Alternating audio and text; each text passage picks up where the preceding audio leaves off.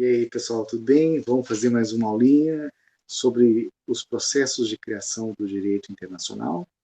E a gente falou bastante sobre uma forma de criação, né, um tipo de fonte de direito internacional, que são os tratados.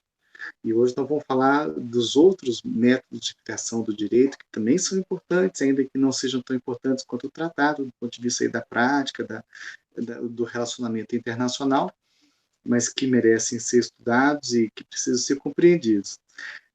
A maneira pela qual a nossa matéria foi dividida deu um grande número de apostilas para tratados, Convenção de Viena do Direito dos Tratados, incorporação ao direito interno e outras questões, e nós vamos ter uma apostila só sobre outras fontes, mas eu vou dividir o vídeo em duas partes, para que não fique muito longo, tá certo?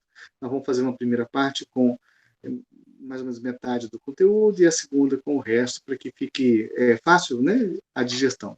Eu faço o possível para resumir o conteúdo, sabe? Mas é difícil, porque é tanta coisa, né? A gente está acostumado a falar tanta coisa e tem a apostila que serve de roteiro, né?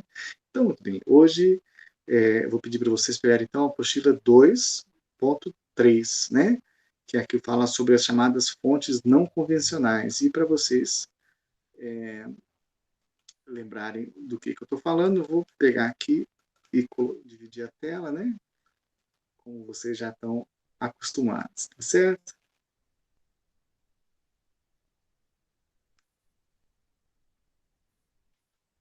Ah, quem reconhece essa pintura aí, hein?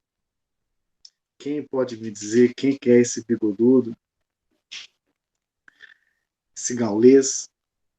E o que está acontecendo nessa imagem, né? Isso é importante. Vejam, aqui você tem uma figura muito famosa. Esse é o Júlio César. O Júlio César está, nesse momento, aceitando a rendição do Vercingetorix, que é um importante líder dos gauleses, né, que foram dominados aí pelos romanos, a partir da vitória do Júlio César. Uma grande vitória tática, militar e tal. E aqui ele está jogando as armas aos pés do Júlio César, que é a maneira dele dizer que está se rendendo. Então vejam que interessante. O que está acontecendo aqui é um cerimonial, né, um ritual, um protocolo de rendição. E no momento em que ele vem se render, ele não pode mais ser executado como se estivesse no contexto de uma batalha. O que eu estou falando é de uma norma costumeira, uma norma milenar, né? Uma norma que, vejam vocês, vem do tempo dos romanos, né? E que já era reconhecida então e continua sendo reconhecida hoje, e nós vamos estudar muito sobre isso, mas o que eu queria mostrar é que existe o direito está se projetando sobre essa pintura, sobre essa imagem, sobre esse episódio histórico, e não é um direito feito por um tratado, é um direito que vem de uma tradição, de um costume, né? É um direito costumeiro. Então, o direito costumeiro é um exemplo de fonte de direito internacional que não tem origem em um tratado, em uma convenção, né? Então, vejam vocês aqui. Temos a doutrina dividindo em duas partes. O que a gente chama de fontes convencionais é falar de tratado, ou seja, aquilo que é fruto da convenção de vontade entre os Estados, ou entre os sujeitos de direito internacional.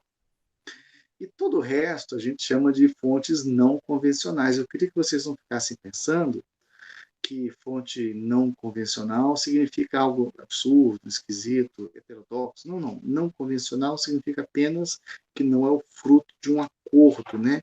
de uma convenção de vontades.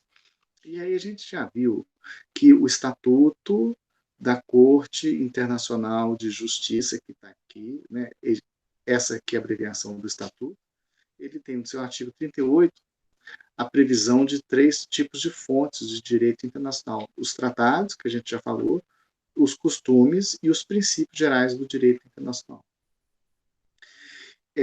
Essas são fontes que serão vistas aqui, mas além dessas, que são previstas pelo Estatuto da Corte, que é uma referência muito importante na nossa disciplina, a gente tem também fontes que não são previstas, mas que não deixam de ser fontes por causa disso. Aí nós vamos falar também dos atos unilaterais, das normativas das organizações internacionais e das decisões jurisdicionais, certo? Então, essas são as principais fontes do direito internacional, mas, ao estudar essa matéria, a gente também fala de outras questões que não envolvem diretamente fontes, mas que são importantes nesse momento, né? Então, nós vamos falar da doutrina, da jurisprudência, da ideia de equidade e do famoso soft law, né? Que, repito, não são fontes, né? Apesar de não serem fontes, doutrina, jurisprudência e equidade são mencionadas pelo artigo 38 do Estatuto da Corte Internacional de Justiça, o que faz com que haja muita confusão e haja também, de certa maneira, uma exploração um pouco malandrinha em certas questões de concurso sobre essas questões serem ou não serem efetivamente fontes do direito internacional. Além disso, essa parte aí do que não é fonte, né, que vai estar no segundo vídeo, né, na segunda parte dessa gravação, eu vou fazer um comentário a título de leitura complementar para vocês. Eu estou chamando aqui de bônus de pós-graduação, porque é uma matéria um pouco mais aprofundada que eu não queria deixar de dar para vocês, mas que eu sei que o nosso tempo é curto para isso, né? E aí nós vamos falar um pouquinho de filosofia do direito internacional no que se refere ao uso das fontes, especialmente no que se refere à possibilidade de utilização da filosofia na prática diplomática e na advocacia internacional. Vocês vão ver que é super interessante, depois que você compreende como é que pode ser prático, ou Gustavo, você vai gostar de ver a aplicação tanto na diplomacia, a possibilidade de aplicação na diplomacia, quanto na advocacia. Viu, Gabriela? Então, a gente começa falando das fontes do direito internacional, né, que não têm natureza convencional, ou seja, não são fruto da vontade, né? Eu gosto muito de usar imagens que têm assim um efeito didático, né, um efeito pedagógico. O Herculino já cansou de ver essas imagens, né, Herculino? Eu sempre que posso uso o recurso assim informacional, simbólico, né, metafórico às vezes, né? E aí o que vocês estão vendo é uma coisa que para mim representa muito a ideia do direito costumeiro, né? Ou seja, você tem um caminho que vem sendo trilhado ao longo do tempo e de tanto se passar por ele, ele passa a ser o caminho que deve ser seguido, o caminho que deve ser trilhado.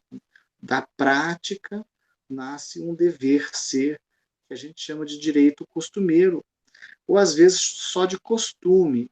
Eu acho que quando a gente fala apenas costume, fico com a sensação de que o aluno não pensa nisso como sendo uma obrigatoriedade jurídica, né? Então eu gosto de falar em direito costumeiro, queria que vocês falassem também, viu, Igor? Porque essa mudança terminológica pode ter um impacto pedagógico que eu acho útil, tá? Então vamos falar o que do direito costumeiro? Essa matéria é um pouco grande. E aí, pessoal, deixa eu fazer uma explicação, o Ingrid, é que é o seguinte, nos livros, nos manuais, essa matéria sobre as fontes não convencionais é uma matéria pouco tratada. Eu acho que os livros são assim um tanto quanto lacunosos e muito resumidos e muito superficiais. E aí a maneira que eu tenho de compensar isso é fazer da minha apostila um material mais profundo, um material mais exemplificativo, né, mais abrangente do que eu acho que a maioria dos manuais são. Então, assim, eu faço isso para compensar uma lacuna na doutrina que eu verifico. Porém, infelizmente, tem alguns trechos que eu só consegui encontrar em inglês, e aí eu deixo para vocês umas passagens da doutrina, né, às vezes da jurisprudência, que vão dar mais densidade para vocês, mas ainda que exige um esforcinho um pouquinho maior, tá certo? Então, nós vamos falar um pouco de noções gerais do direito costumeiro, especialmente, pessoal, essa parte aqui, ó, os elementos caracterizadores de uma norma costumeira. Isso aqui é o que mais cai em provas e concursos, em geral, sobre essa matéria, é esse 1.2 aqui. Depois nós vamos dar uma série de exemplos, na verdade, eu acho que vou deixar isso para vocês lerem, né? E vamos falar das peculiaridades do direito costumeiro, questões que tornam essa matéria um pouquinho mais complicada do que outras, tá certo?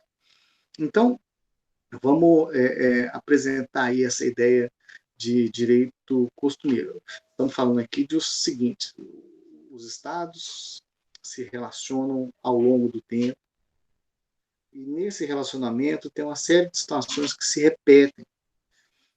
E nessas situações do relacionamento que se repetem, os estados tendem a se comportar de uma certa maneira e tendem a repetir esse comportamento ao longo do tempo, de forma que, com o passar de uma certa quantidade de tempo, passa-se a ter assim uma expectativa de que esse comportamento se repetirá nessas circunstâncias que também se repetem.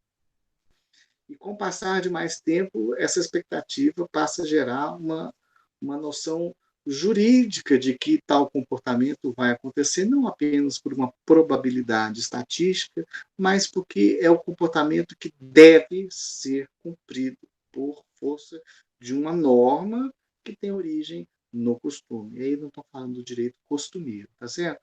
Eu sei que a nossa formação é uma formação muito formalista, muito positivista.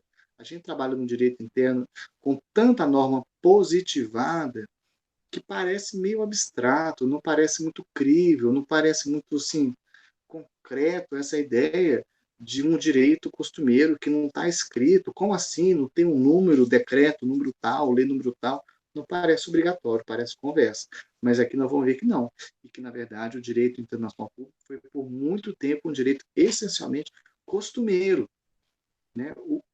As normas gerais eram costumeiras e os tratados eram para aquilo que era a exceção. Né? Contudo, com o tempo, os tratados foram positivando o que era antes regulado por costumes, e aí os costumes foram um pouco que perdendo a sua importância em comparação com os tratados. Vamos lá, então. O costume significa em sentido jurídico. Vamos lembrar que a palavra costume ela faz parte do nosso vocabulário cotidiano. Né? O galo tem o costume de matar a gente do coração, o professor tem o costume de conversar afiado nas aulas. O costume, no sentido cotidiano, não é o que a gente está usando aqui. Aqui, costume significa direito costumeiro. Então, eu queria que vocês, ou norma costumeira, eu queria que vocês, na cabeça de vocês, automaticamente corrigissem toda vez que aparecer costume, pensa direito costumeiro, norma costumeira, tá certo? Então, o costume significa, em sentido jurídico, alguma coisa mais do que um simples hábito ou uso. Às vezes, no direito interno, a gente fala muito assim, usos e costumes, como se fosse uma coisa só. Nesta matéria aqui, uso é uma coisa e costume é outra. Então, separa essas duas palavras. Uso se refere a uma prática, algo que acontece várias vezes ao longo do tempo. Costume se refere a uma norma sobre como que os países devem se comportar. Entendeu? Então, uso e costume não são palavras que podem ser jogadas como se fossem, né, tipo falar acordos e tratados, que é uma redundância. Né? Então, costume significa o uso que se segue com a convicção de que é obrigatório. Olha só, essa palavra é muito importante. Convicção de que aquele comportamento é obrigatório. Ou seja, você segue um costume porque você entende que tem ali uma obrigatoriedade naquela conduta e de que a sua inobservância acarretará provavelmente, ou pelo menos deveria acarretar, alguma forma de sanção para o transgressor. Ou seja, é o entendimento de que aquilo ali é obrigatório, como se fosse escrito em um tratado. Só que se fosse escrito em um tratado, seria um tratado. Né? Estou falando do costume, que é essa outra fonte de normas, outra fonte de obrigatoriedade. Né? O direito internacional consuetudinário, costumeiro, né? Resulta de uma prática geral, consistente, seguida por Estados por um senso de obrigação jurídica, por uma consciência de obrigatoriedade. Né? O Estatuto da Corte fala no artigo 38 que o costume internacional, né, é uma das fontes de normas que deve pautar o processo de tomada de decisão dos juízes. Né? A redação está escrita assim: costume internacional como prova de uma prática geralmente aceita como sendo a expressão do direito, ou seja, a prática expressa a existência de uma normatividade, a existência do direito. Um direito que não está escrito. Se tivesse escrito, não seria um costume, seria um tratado. Né? Ius non scriptum. Então, a gente comumente vê na doutrina essa expressão aqui, consentimento tácito. Se fosse expresso, explícito, seria um tratado, não seria um costume. Né? Esse consentimento tácito em que se admite a obrigatoriedade. Né? E de onde veio isso? Veio do longo período de tempo em que essa prática consistente, universal, né, e geral, deu origem aí a um viés de obrigatoriedade, tá certo? Então, eu deixo para vocês aí esse conceito da Associação Internacional de Direito, Associação de Direito Internacional, né? É uma regra costumeira, é aquela que é criada e mantida pela prática uniforme e constante dos Estados, né? E outros sujeitos de direito internacional que se impõem às suas relações internacionais em circunstâncias que dão origem à expectativa legítima de uma conduta similar no futuro. Ou seja, o fato de existirem normas costumeiras permite, legitima expectativas sobre o comportamento dos países que vão ser consoantes com essa obrigatoriedade. Essas regras são vinculantes. Ô, gente, queria que vocês aprendessem essa palavra em inglês, tá? Binding. Binding significa vinculante no sentido jurídico, né? Em todos os estados, para todos os estados. Ou seja, ao contrário de um tratado que só vincula suas partes, quando a gente fala de uma norma costumeira, a gente está falando de uma obrigação genérica, né? Em geral, né? A gente está falando de uma obrigação universal. Que não precisa do consentimento do Estado para que ele seja obrigado. O tratado precisa do consentimento do Estado, o costume não. O costume obriga o Estado mesmo que ele não queira se obrigar, né, por aquela obrigação. Então, como eu falei, a doutrina fala muito desse acordo tácito, né? Regras que foram aprovadas por um costume estabelecido ao longo do tempo e que têm sido observadas por muitos anos como se fosse um acordo tácito e que devem ser obedecidas não menos do que são obedecidas as leis que estão escritas, né? O compromisso por escrito.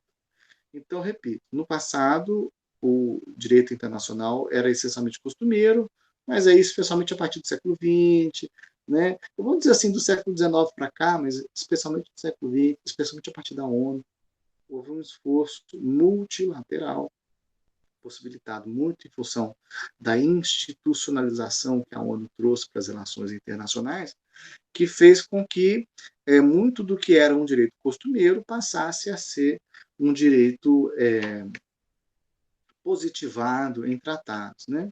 Então, isso faz com que o tratado tenha assumido, sim, um protagonismo entre as fontes do direito internacional e a gente acabe consultando os costumes, mas no caso de haver uma lacuna naquele direito que foi positivado, certo?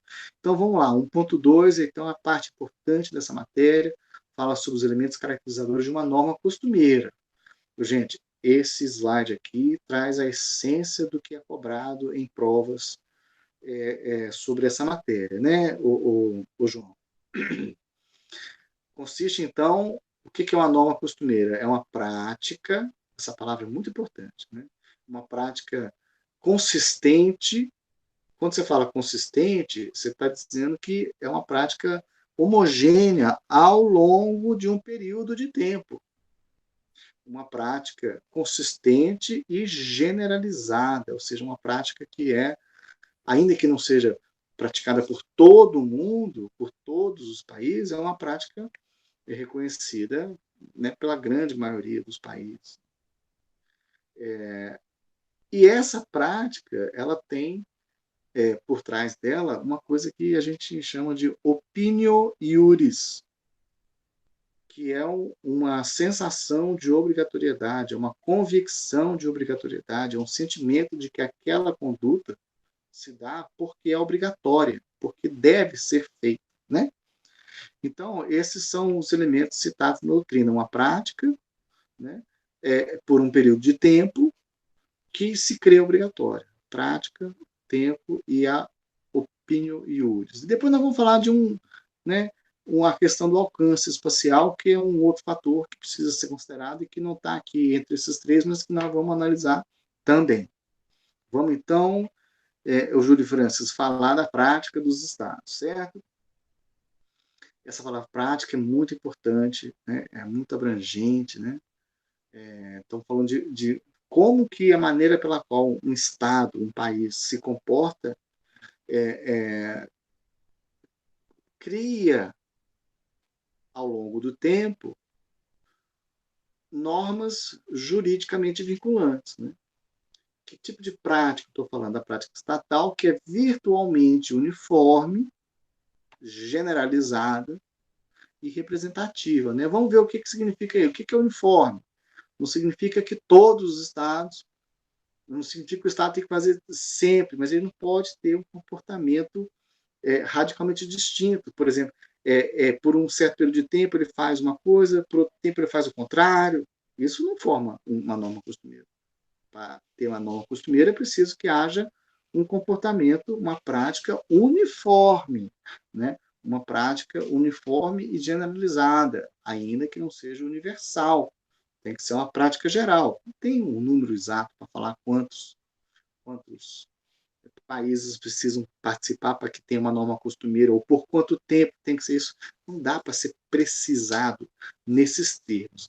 Mas o que a gente precisa entender é que, quando a gente fala de prática, a prática é um dos elementos que vão compor o costume. Mas é muito comum a confusão entre uso, ou seja, prática, e costume. Essas palavras, como eu disse, são muitas vezes usadas juntas, sem muita diferenciação, mas na nossa disciplina elas têm muita diferença semântica importante, tá?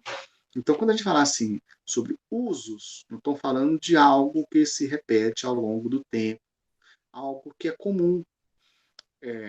Nós estamos falando aqui do campo do ser. Como é que as coisas são? É muito comum tal tipo de comportamento. Quando a gente fala de costume, nós não estamos falando do campo do ser, nós estamos falando de dever ser. Como é que deve ser a conduta? Falar de costume, então, é falar de uma norma jurídica, e não de uma coisa que se repete. Não é um fenômeno matemático, estatístico, não, é uma norma jurídica. Então, veja essa explicação aqui do Kamenhofer. Os costumes não são meramente padrões de comportamento, patterns of behavior, né? Eles são padrões para o comportamento, né? Padrões para estabelecer como deve ser o comportamento. Então, nesse sentido, é que costume não é igual a uso, né? Nessa disciplina. E quando a gente fala de prática do Estado, pode ser prática tanto no que se refere ao Poder Executivo, quanto ao Legislativo, quanto ao Judiciário, quanto às Forças Armadas, Ministério Público, tanto no que se refere a atos materiais, quanto a atos verbais, né? Prática tem que ser consistente ao longo do tempo. E, como eu disse, não tem como a gente definir o que é o tempo para marcar um costume. Eu posso dizer o seguinte: no passado, era preciso de muito mais tempo para se consolidar um costume do que hoje. Hoje, um período muito menor já permite a configuração de um costume, porque está tudo muito mais rápido, né? Mas, assim, não tem um requisito temporal específico, né? E aí o elemento, veja, prática ao longo do tempo, a qual se acredita ter, né, uma obrigatoriedade jurídica. Eu escolhi essa pintura, eu gosto muito dela, e tem alguma coisa no olhar desse homem que me diz assim que ele tem uma certeza, ele tem uma coisa que para ele é clara. Olha o dedo dele, né? Ele está apontando assim uma ideia que na cabeça dele, né, na opinião dele, é algo certo. Então, eu quero que vocês pensem nisso quando pensarem em opinião iuris, é a convicção da obrigatoriedade, é uma convicção jurídica, é uma consciência jurídica, né? A ideia de que o costume jurídico traduz para a linguagem dos fatos aquilo que, né, as coletividades reputam necessárias para a sua vida comum, né? Essa é, vejam, esse famoso personagem da literatura mundial, Don Quixote, ele vivia de acordo com o código costumeiro na cabeça dele, né? As coisas eram determinantes e não eram positivadas, né? Então, aqui essa expressão convicção de obrigatoriedade, ela é central, né, para entender o costume, né? Tudo bem, isso varia se você está falando de uma regra que tem uma proibição, ou que tem uma obrigação, ou um direito, mas tudo tem essa ideia de o sentimento de se sentir vinculado. Lembra daquele verbo bind, né? Isso aqui é o participo passado bound, né? O sentimento de estar vinculado a uma regra com a qual se concorda, né? Esse é o opinion iuris, né? E é isso que diferencia o costume do uso, né? É o que faz com que a norma, né, de costume seja diferente de uma simples prática, ou de uma conveniência, ou de uma tradição, de uma cortesia. Porque se você faz uma coisa porque você acha que é conveniente, porque você quer, e não porque você se sente obrigado, não é um costume. O costume pressupõe o sentimento de obrigatoriedade. Sem esse sentimento, se você faz o que você quer, você pode até querer fazer uma coisa que você é obrigado a fazer, mas se você faz sentindo que se você não quiser, você não era obrigado a fazer, então não é um costume. Tá certo? E aí tem um processo, pessoal, de cristalização. É assim que a doutrina chama, do direito internacional. Então, veja só, esse processo é gradual. Então, no primeiro momento, alguns estados começam a se engajar num certo tipo de prática, por alguma razão que não seja porque é obrigatório. Porque se a gente está falando de algo que já é obrigatório, então você não está falando. Esse costume já existe, né? Eu estou falando aqui de como é que o costume é criado. Bom, primeiro os países começam a se comportar de uma certa maneira em um certo tipo de assunto, em um certo tipo de circunstância, né? E fazem isso de maneira consistente, de maneira regular, ao longo de um certo período de tempo, de maneira que vai criando, olha essa expressão, laços de reciprocidade, né? Elos de reciprocidade. Eu faço, você faz, eu faço, você faz, a gente vai criando com base nisso expectativas, a gente vai contando com esse comportamento. Até que, aí vem o terceiro momento, né, em que essa expectativa se transforma, né, numa norma jurídica, né, se transforma em uma regra sobre como que o Estado deve se comportar, né, e aí o Estado passa a se comportar sob o entendimento de que ele é obrigado a fazer aquele tipo de conduta, naquele tipo de circunstância. Essa é a ideia da cristalização. O costume, ele pode cair em desuso, ele pode ser substituído por um tratado, né? Ele pode ser substituído por um novo costume. Né? O costume não precisa ser para sempre, né? Não é assim que a coisa funciona. E tem uma última dimensão que não é muito estudada,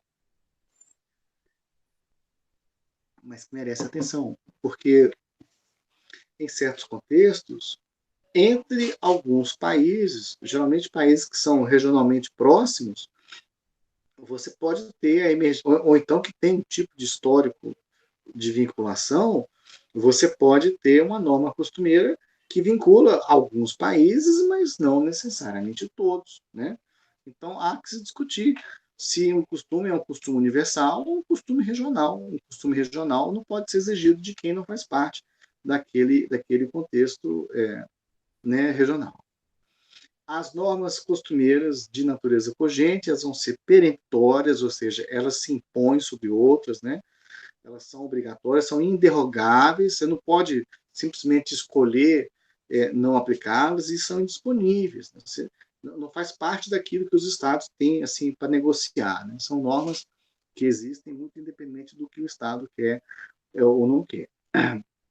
Aí, pessoal, deixei para vocês, como eu sei que essa matéria é um pouquinho mais complicada, eu quis deixar um tanto de exemplo de norma costumeira, algumas que foram positivadas em tratados, né? Algumas que são muito associadas ao ius cogens, né? Que a gente já estudou na Convenção de Viena, né? Vejam, em certo ponto há uma certa sobreposição entre o que um costume, o que é princípio, né? Como é que uma coisa vai se consolidando um pouco na outra, né? Há um esforço de positivação, de registro, melhor dizendo, de normas costumeiras no campo do direito internacional humanitário, né? Isso aqui gradualmente vai influenciando a formação de tratados, né?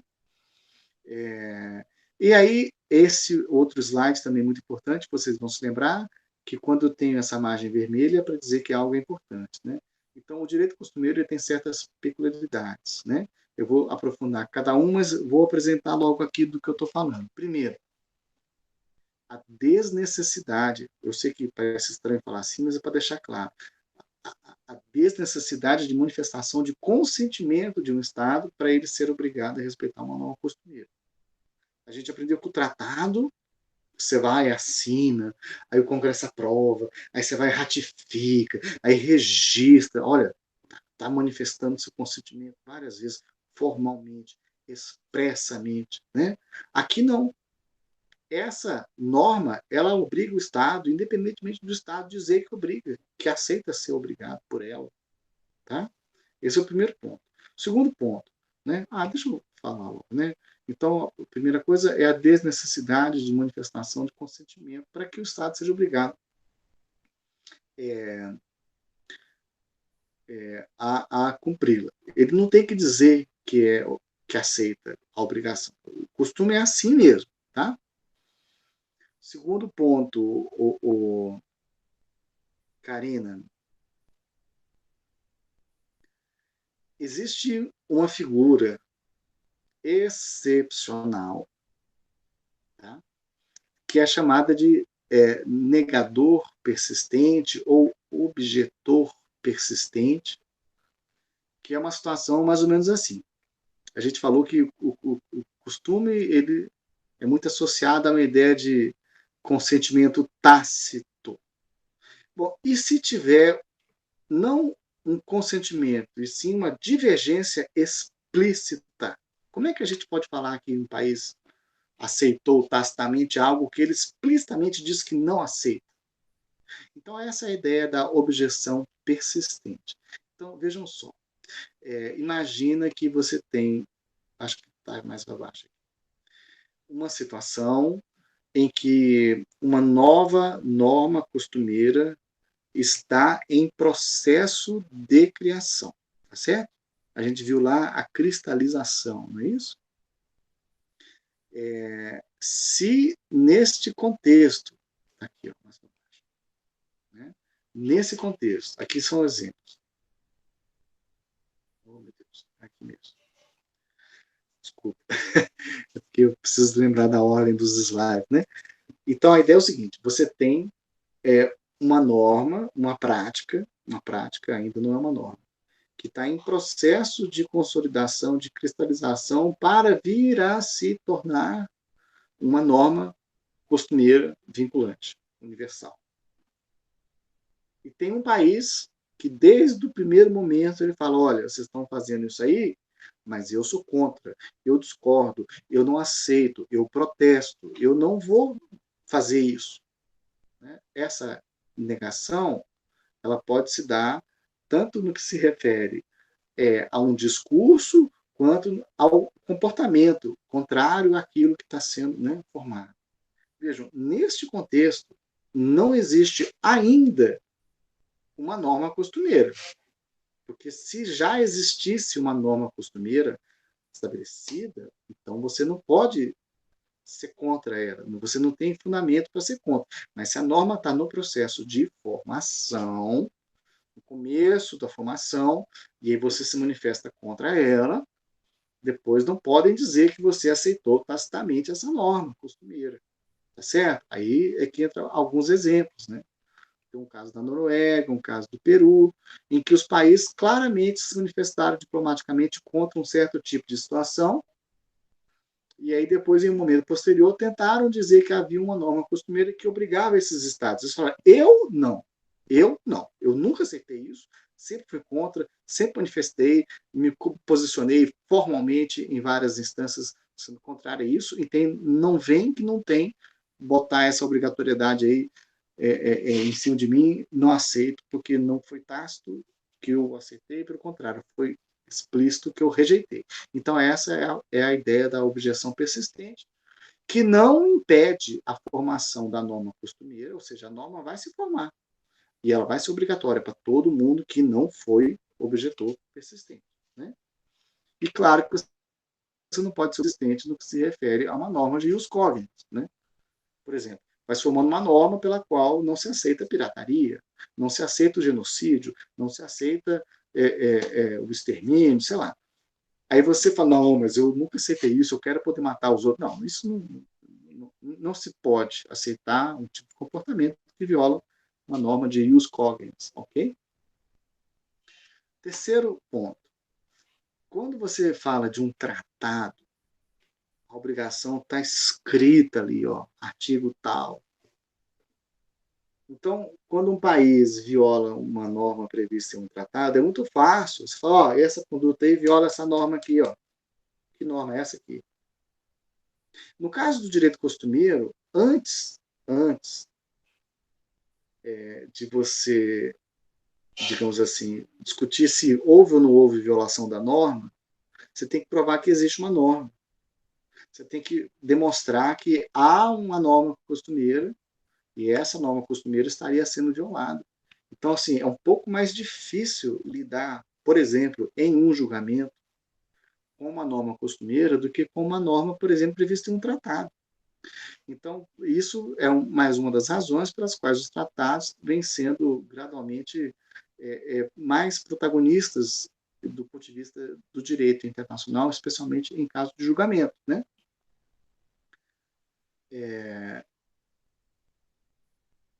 Então, assim, é difícil você identificar uma origem única, né? As normas costumeiras, e tem várias maneiras de você demonstrar a existência dessa norma através da prática, né? Da prática dos estados. E aqui tem uma série de exemplos de como é que você verifica que esse comportamento é um comportamento consistente, universal, né? No contexto aí do direito internacional, tá certo? Algumas críticas, né? Primeiro, a possibilidade de você ter uma norma que, de certa maneira, mantém um tipo de status quo e que pode ser contrário à vontade de estados minoritários naquele contexto, né? Você pode ter, digamos assim, a perpetuação de uma norma que não necessariamente é democrática, que é justa, né? Outro ponto que é criticável se tem um novo Estado na sociedade internacional, por exemplo, um novo país que surge na sociedade internacional, ele já nasce vinculado ao direito costumeiro. Ele já nasce sujeito às normas do direito costumeiro, quer ele queira, quer não. Isso é algo que pode ser questionável, né? Mas e aí, pode ser assim? Nós nascemos já vinculados a uma série de normas, né? Independentemente da nossa vontade. Os estados vão ter liberdade para fazer os tratados que quiserem, mas eles não têm liberdade para se submeter aos costumes que quiserem. Eles vão estar já sujeitos a eles. Certo? Certo. Então, o Estatuto da Corte Internacional de Justiça fala que os juízes, quando forem decidir, vão decidir baseado em certas fontes. Quais fontes? Tratados, já falamos bastante, tratados. Os costumes, né, o direito costumeiro, acabamos de falar, e a terceira fonte citada pelo Estatuto da Corte são os princípios gerais de direito internacional, tá? Os princípios gerais. Eu botei esses rascunhos aí do Niemeyer porque eu queria que vocês entendessem que a estrutura do direito internacional é pautada nos princípios, né? Sociedade interestatal, especialmente, né, lembrando do conceito de sociedade internacional que a gente adotou nessa disciplina, a sociedade interestatal é estruturada sobre princípios que regem os parâmetros pelos quais os estados interagem. Então, no seu relacionamento político, né, a diplomacia, no processo normativo, por exemplo, na elaboração dos tratados, nos modos de solução de controvérsia, tudo isso é ordenado sobre princípios. Se não fossem esses princípios, como, por exemplo, igualdade soberana, imunidade de jurisdição, pacto da ação civil, não tinha como a sociedade se organizar juridicamente. Então, eu queria que, novamente, nós temos uma tendência de olhar muito para o tratado positivado como fonte de direito, e a gente acha que negócio de costume, princípio, parece meio conversinha, parece meio borracha. A gente não leva muito, a gente não dá a devida importância aos princípios. Eu queria que vocês entendessem que os tratados, os costumes, eles são construídos em cima de princípios, né? Os princípios são a estrutura que permitem que os países façam as normas mais específicas com os tratados, né? E os costumes, tá certo? Tudo bem, tem gente que vai dizer que isso parece uma certa incorporação de um direito natural, né? E é verdade que se tem um certo pudor, um certo cuidado ao usar princípios em julgamentos de casos concretos, por exemplo, na jurisprudência da Corte.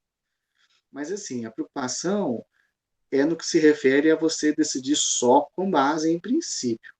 Mas sempre que o juiz decide um caso, ainda que ele fundamente muito em tratados e tal, é muito comum que ele parta de um princípio e a partir desse princípio é que ele vai encontrar uma regra mais específica que vai embasar o seu entendimento sobre o caso e sobre a decisão, né?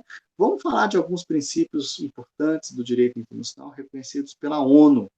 A ONU tem uma resolução da Assembleia Geral, né, que proclama certos princípios, né, dentre eles a abstenção do uso da força, a solução pacífica de controvérsia, a não interferência em questões internas de outro país, o dever da cooperação internacional, a igualdade de direitos, a igualdade soberana, o princípio da autodeterminação dos povos, né, o cumprimento de boa-fé das obrigações assumidas, né, o pacto da servanda e tal. Esses são princípios que são assim o beabá do direito internacional, é a régua, o compasso, né? Isso aqui é a estrutura, Laura, do básico do direito internacional, certo? Eu queria que vocês entendessem. Esses princípios são fontes de direitos e obrigações. Eles são vinculantes, tá certo? Não é uma coisa teórica, filosófica, abstrata, não. É norma jurídica, né? A nossa Constituição, não sei se vocês se lembram, antes de falar dos artigos dos direitos individuais, né, dos direitos naturais, dos direitos humanos de cada um, fala dos princípios que regem as relações internacionais do Brasil. É o caso da independência nacional, da prevalência dos direitos humanos, né, da autodeterminação dos povos, não intervenção, igualdade. Vejam, há muita sobreposição disso aqui com aqueles que a ONU citou, né? Solução pacífica de controvérsias, mas aí tem algo mais específico, né? Repúdio ao terrorismo e ao racismo, cooperação para os povos, para o progresso da unidade, concessão de asilo político, isso aqui é muito específico, né? E a integração com os povos da América Latina. Então, vejam, a nossa Constituição considera que esses princípios são tão importantes que ela colocou eles no artigo 4º, né? Então, entendam, se isso não for um dispositivo constitucional com essa importância, então eu não sei como que eu provo para vocês que tem importância. Temos outros princípios também. Nós vamos falar de alguns deles, né? Boa-fé, já estudaram. O princípio do stopel, que eu vou falar já já. Né? Eu queria que vocês já fossem familiarizando com essa expressão, stopel, né? Stopel. O princípio da continuidade do Estado. Veja, quando um governo que é passageiro faz um tratado, ele vincula o seu Estado. O governo vai passar, mas o Estado continua. E o Estado continua obrigado, ainda que o governo tenha mudado, ele continua obrigado a cumprir aquelas obrigações que o governo anterior lhe estabeleceu. Né? O princípio da coisa julgada, o princípio da reciprocidade. Ô, gente, isso aqui é tão importante. Teve uma decisão muito famosa em 2003, 2004, em que um juiz federal tomou uma decisão que foi nacionalizada com base no princípio da reciprocidade. Princípio. Né? Era no que se refere os brasileiros foram exigidos certos procedimentos para ingresso nos Estados Unidos, aliás, não só brasileiros, né? Foi aquele contexto de preocupação com o terrorismo e tal, e um juiz decidiu que a mesma coisa tinha que ser exigida dos estadunidenses que viessem para cá, né? Pelo princípio da reciprocidade. pessoal do turismo quase fica maluco, né? Porque isso pode causar um certo desconforto, né? Pode ter atrapalhado os negócios, mas o juiz entendeu que havia um princípio de direito internacional que estava sendo violado quando o Brasil aceitava se submeter a uma situação que a gente não exigia dos Estados Unidos. Não é? O princípio do consentimento, da proporcionalidade, da liberdade de navegação, né?